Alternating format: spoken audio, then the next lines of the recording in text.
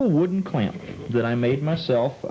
Put the dowel, took the dowel and put the threads in it, and then put the threads in the two blocks here, and it's just a very simple, basic wooden clamp. But to buy this clamp at the store, it'd run you about $25. And so it's a fun tool to make and a very, very useful tool to make. And by turning these and adjusting them, you can clamp down on two pieces of wood and exert an awful lot of pressure. Okay, you turn here, and that moves these in. Right. Now, if I'm not mistaken, this one here is my tightener. There you go. See the effect? And you bring it down to where you want it. In fact, you could clamp it right here quite easily. You can just clamp it right down on there like that. And then you take this one, and you bring it up tight. And before long, you can clamp right down on a piece of wood. Now, you can't hardly lift that off of there. And I can even make it tighter by backing this one off and getting that effect, that leverage effect. Back this one off and you can increase the pressure down here. And so for just basically pieces of wood put together, you can exert an awful lot of pressure. That's a fun little thing to make and very, very useful. Is this a tool, Butch, or what is this? It looks like a big piece of metal. That is a piece of keel off a World War II Liberty ship, and my folks worked in the shipyards during the war, and I really cherish that. I use it as a pounding, board for whatever I might want to pound on it, and I guarantee you it's not going to give. Not in the least.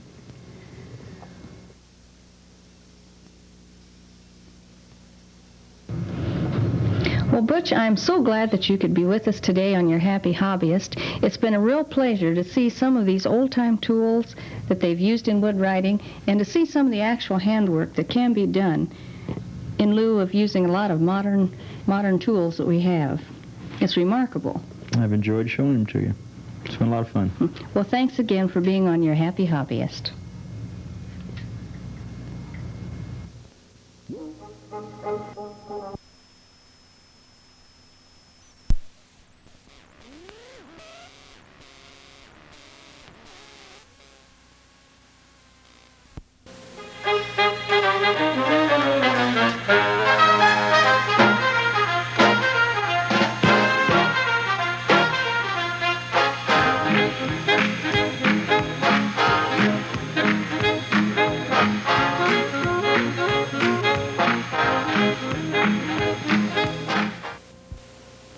Welcome to Your Happy Hobbyist. I'm Mary Jane Bracey. Have you ever wondered what the term blacksmith means? He's kind of a colorful character in the nation's past, but we really don't know too much about him or haven't had too much first-hand experience to see just exactly what a blacksmith did. We've been a little bit spoiled. We need something, a garden tool, a carving tool, whatever. We are able to go at the store and buy it. But today we're going to be visiting with Butch Beauvaire and his daughter, Wendy. They're going to show... I goofed it because I knew I said your name wrong. Beauvaire? You said the name right. You called her Wednesday, though. Okay.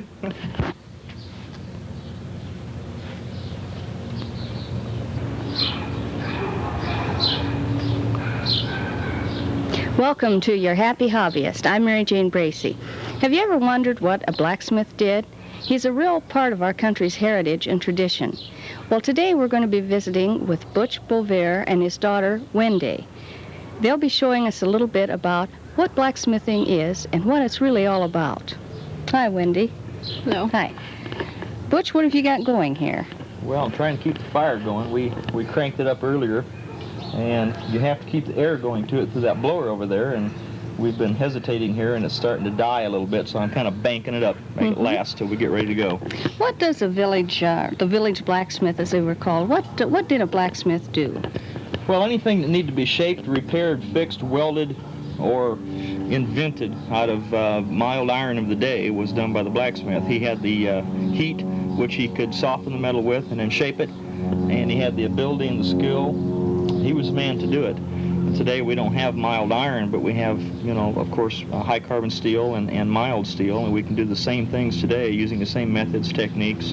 Basically, you fire it with coal, small coal. You can buy it in large pieces and then bust it up with a hammer, which is what we did with this. Oh, I thought you had charcoal. I didn't know that was coal in This there. regular coal. You can fire a forge with anything.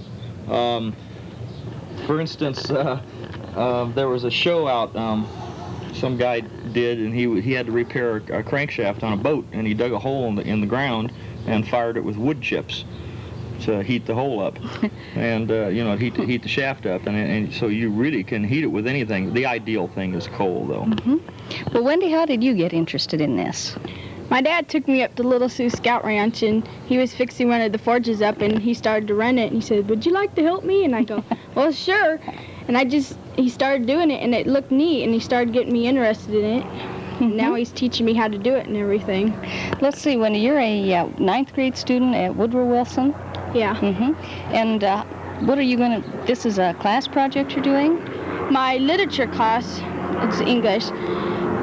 We had to do a research project, and I decided to research on blacksmithing since that was what I was interested in at that time. What are you going to make for us today? I'm going to make a fireplace set with a shovel and a poker and the broom thing. Well, I'm anxious to see this. I'm kind of puzzled about how you're going to do this, too.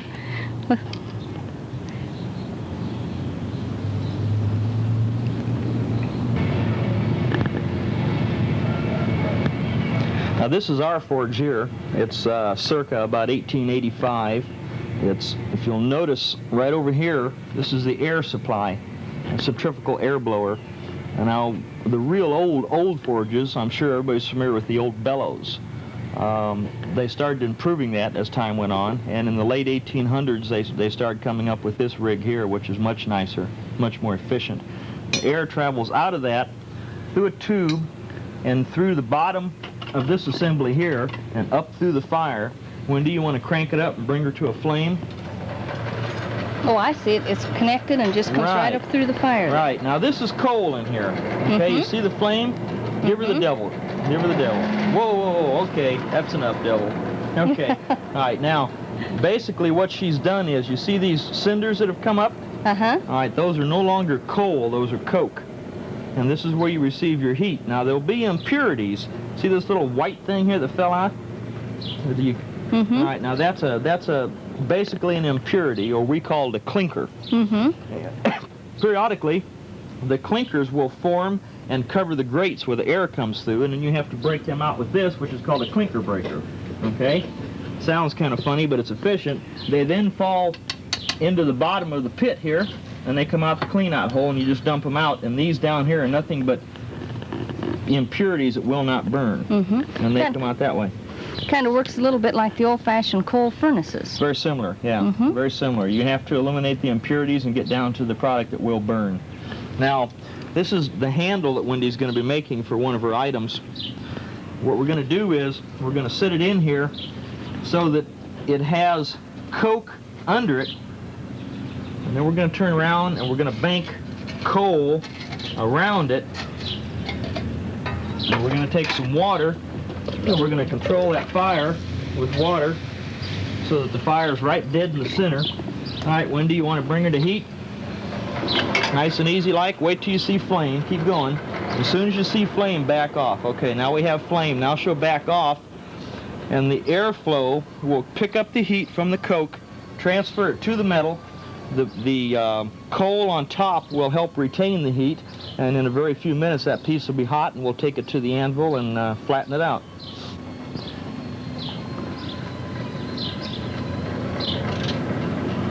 It'll take a couple minutes to get it hot here.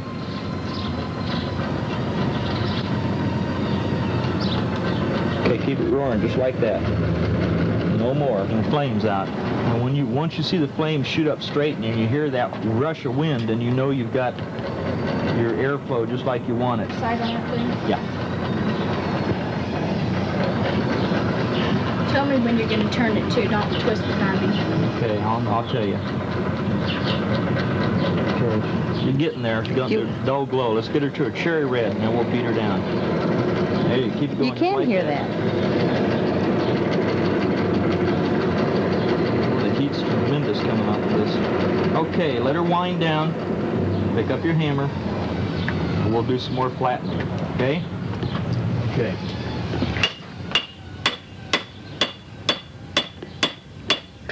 Okay, I'm going to flip flip it. Alright, now let me show you something here. Hammer the hammer. See this slag coming off of here? See these flakes? Have you ever seen a blacksmith do that? Alright, they don't do that just for sound. They do it to take the slag off the hammer, see, because it'll pick up the slag. Alright, now you see the unevenness? See how that's warpy there? Alright, the next thing we're going to do is we're going to heat it, lay it down like this, and size it, okay? We'll heat it up again now. Okay, we'll get her down in the fire. Rake some coals. Okay, we'll bring her up. There you go. Okay, now when you say you're sizing it, Butch, what you're doing is you're smoothing out and taking away those little wrinkles in Right, it? we're going to try and work them out with a hammer. What is this we're making now, right now? This is the This handle? is going to be the handle for this item, which is going to end up being this item. A little smaller. She's making a little smaller set than what I originally threw together. Mm-hmm. And this handle, on this one it's got a bend in it. On hers it's going to be flat and it's going to be affixed to the bottom. Now this sheet metal cup here, her and I did this morning. Cut it, shaped it, bent it, top riveted it, and it's ready to be installed on the handle then. She'll do the handle and shape it to this, and then later we'll go in the shop and do the riveting and drilling. Because this project actually will combine 1800s blacksmithing, 1980s sheet metal work, and 1800s woodworking, because she'll have to turn the handles on the wood lathe. So she'll be involved in some woodworking on this project too. I think we're ready to size, kid. Looks good. All right, now walk your hammer down the edge of it. You see the high spots? A little harder, right there. And work on your high spots, knock them down. Okay, I'm going to flip it. Couple on that side. Okay, okay. Good, quench. What do you think of the job, huh? I think it's pretty nice. We have to put a handle on the other end of this. So we're going to take this kink out of here, and then we're going to put a larger kink in it for a grip type handle. So we'll do that next. Okay. Okay, Wendy. Go ahead. I'm going to bring some more material in from the edges here.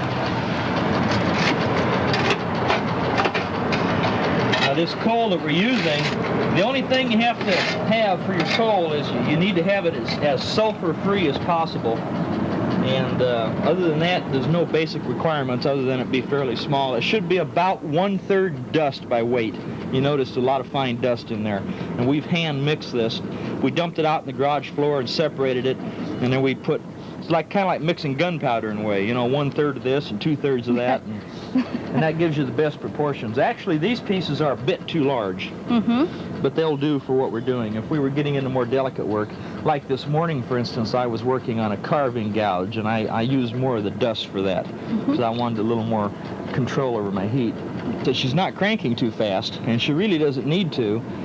Wendy, let it, take your hand off of the crank and let it die down. Now you notice what the fire does when she does that. It just goes down to just flames, and eventually it'll run down to embers. Now, pick up the speed on it. See how you get your roar out of it? You can hear the air going through. And you can actually melt high carbon steel in there. And we've had files that we've melted the ends off of. And when the metal melts, sparks will come off of it like a sparkler. Now this was just put in there a few seconds ago, and it is red hot. We're going to give it just a little bit more, and then we're going to straighten it out over there. To go, that's good and hot. Boy, it's glowing. Oh yes, glowing red hot. Nice. See, we'll just very slowly take that kink out of it there. Like that.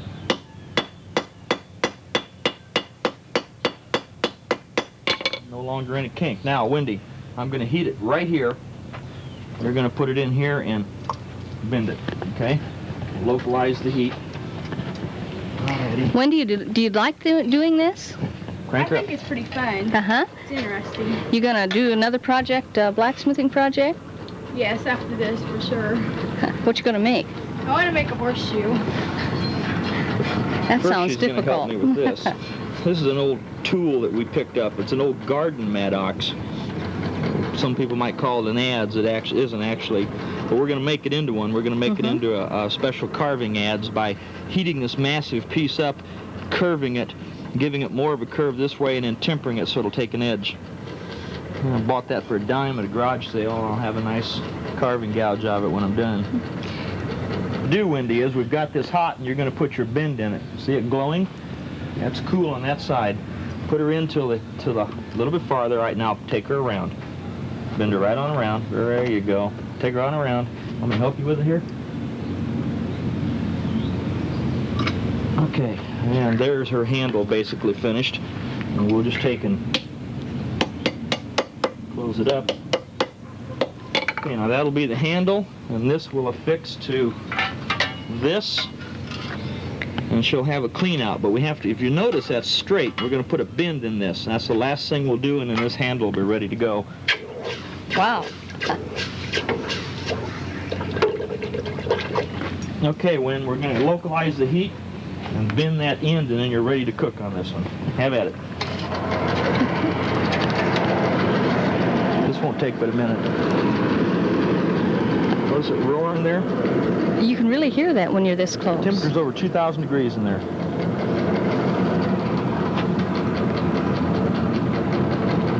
Feel the heat from it, too. Bet you could make a heck of a pot of coffee in that thing. You'd make a heck of a looking pot if you put it on there. I'm afraid the pot would disintegrate.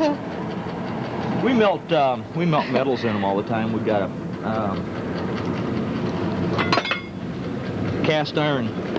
Oh, that's how you do it. Put our metals in there. We can melt lead and all different kinds of things. Melt aluminum, brass. Brass takes a lot of heat to melt. Okay, Win. Now put her in there and give her a bend that you think's sufficient for your handle. Right there. Okay, now let's just straighten that just a little bit. Perfect. Okay. That'll be our clean-out shovel. Well, isn't that something? Basically done. What do you think? Huh? It's hard to believe that came from a stick of metal. What did you use to get your metal originally? Just some old parts laying around? Yeah.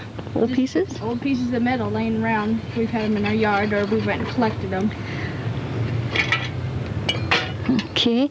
Looks like we've got something else going Yeah, here. we're going to put a handle on the end of this now. This is going to be our poker. Okay. I'm ready. All right, now Wendy is heating this piece up. She's going to make a handle out of it. It's just about ready to go, hon. Oh, it's good and hot. Boy. Okay, this is cool on this end. Put her in there and make your handle. Try to duplicate the other handle you had. No, back this way a little bit. No, the other way.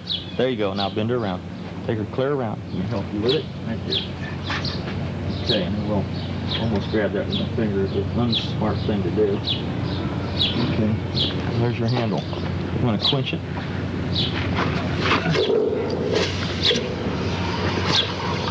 How's it look, Wendy? Looks good. It's still hot now. And Doesn't that feel is- so good though, does it? That's gonna be the poker. I have picked things out of there. Now what we could do is we'll put a hook on this, because quite often when you're poking a fire you want to rake a log or something back. So we're going to put a little bend on the end of it. Now this is, just for the sake of argument, this is good, strong metal. Mm-hmm. But you notice she bent it very easily. And that's what you can do with a forge. Okay, Win, take her up. Oh, not too much. We're blowing the clinkers out. I'm going to control that heat a little bit. We're starting to expand. I see. To keep the fire hot, you have, or where you want it, To control the heat, you use water. Keep your coal wet. in a central spot. Centralize your heat. Right. I see. Or she might want to black them with black too. Basic stove black, which looks real nice for fireplace pokers, because polishing wouldn't last.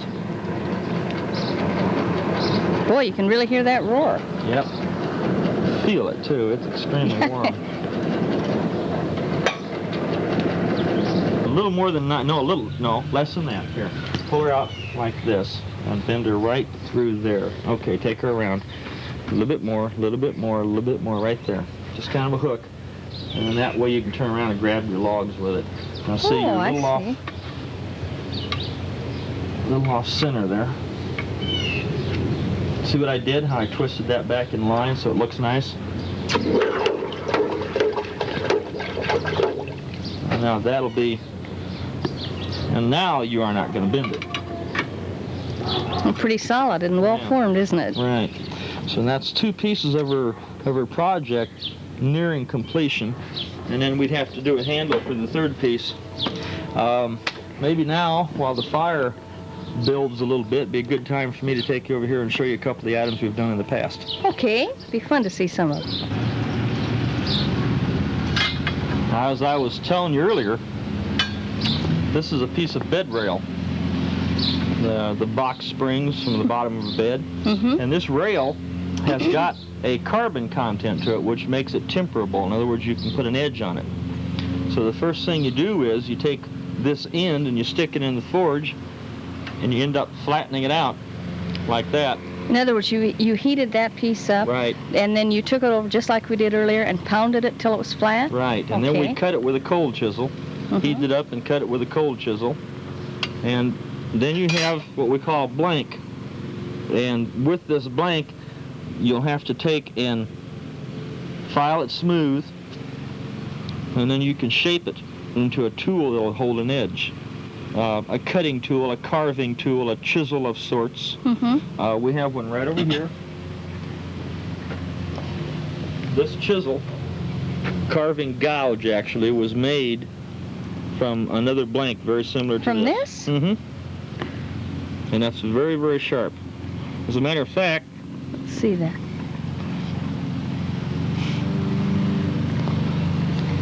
Boy, gosh, it's terrific. watch it now. And That's it's very- sharp. Yes, it is. Very sharp. Why don't you cut yourself?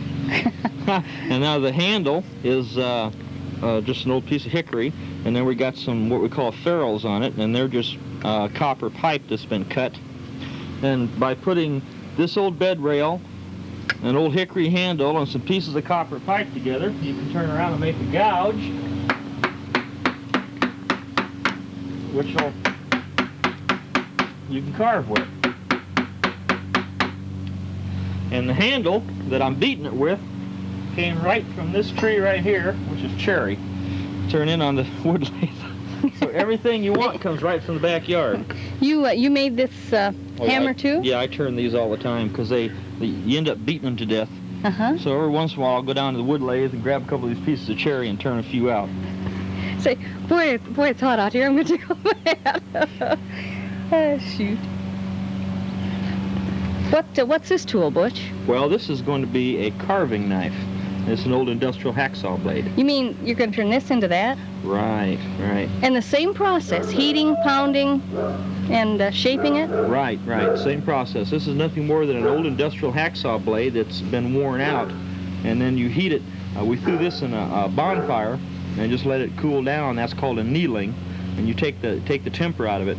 If this blade was still tempered, you would not be able to bend it. See, and I can bend it quite readily now. Okay, it is getting warm out here, isn't it? Boy, I guess. Move the It's head nice here. to have some sunshine, though. Right, for sure. Okay, anyhow, this is a very knife, very Is this sharp. sharp, too? Yes, it is. All my tools Do you are sharpen sharp. your own tools? Yes, ma'am. And this is a hook knife, which you cannot buy today. It's a carver's knife. And it was made from the other piece of this blade. You see that's ragged across there? The blade extended out to here, and I cut the rest of it off, and I made this knife and just split the handle out of a piece of walnut. So let me show you how the knife works, though. That's the nice part. Large handle on it, good strong knife, see? And you can carve with it. And there's very few knives around bought that you can do that kind of work with. And that's called a hook carving knife, basically made from the scrap pile again. I've got one question, Butch. Now, when you heat it and pound it, these, I guess you call them teeth, they flatten and... Well, if you'll notice, this blade is not as wide as this blade. And what I've done is I've taken the cold chisel while it was still red hot and cut that down. I wondered how you'd gotten that Right. cut off of there. And then, after you've done all your work, all your shaping, and you've made your tool, and you've roughed your edge out, in other words, you've put the taper for the edge, then you have to temper it. And tempering is quite a process in itself. It's a process of controlled heat. is what it amounts to. If you take a piece of metal and let it cool very, very slowly, you'll take all the temper out. If you get it hot and quench it, then you'll make it very brittle, too hard. So what you have to do is you have to get it hot and quench it, make it very, very hard, then get it hot again, and then dunk it in the water real quick, brush it with a wire brush, and watch the colors run on it. And what I mean by colors running is, if you've ever seen a piece of metal that's been pulled out of a fire, how the hues of color will kind of change across it like waves rippling across a lake. As those colors run to the edge, you catch the one you want and stop the process there. So basically, tempering is a softening process rather than hardening, because you go to brittle hard, and then you bring it back down the scale to where you want it, and then you stop it there. It sounds simple. It takes a long time to master. I was going to say, probably learning how to watch for the right color and knowing just that precise moment is pretty tricky. Hours and hours and hours of practice, yes. That's a tough one. Tempering is about the toughest job there is in blacksmithing.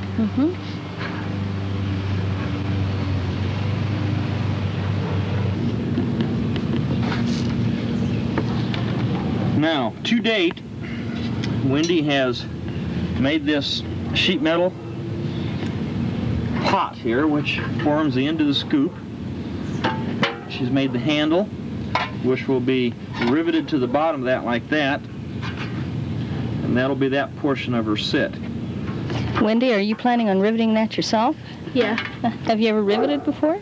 Yes, this morning my dad took me into the garage and riveted the edges of it right there. 4 rivets right there. And then the hook, which resembles this one. A little different style. Yeah, but it's still a pretty darn nice job. And now we're going to tackle this. We've got an old piece of metal here. Got some paint on it, but that's not going to bother us.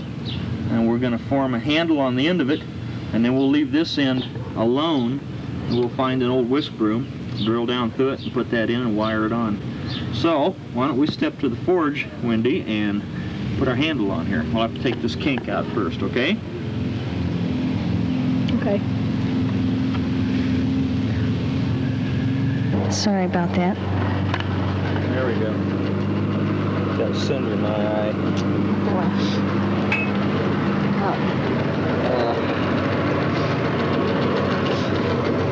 Wendy, just crank it slow. Ow. Cinder? Okay, now we're about ready to take the kink out of this. Why don't you pick up your ball peen?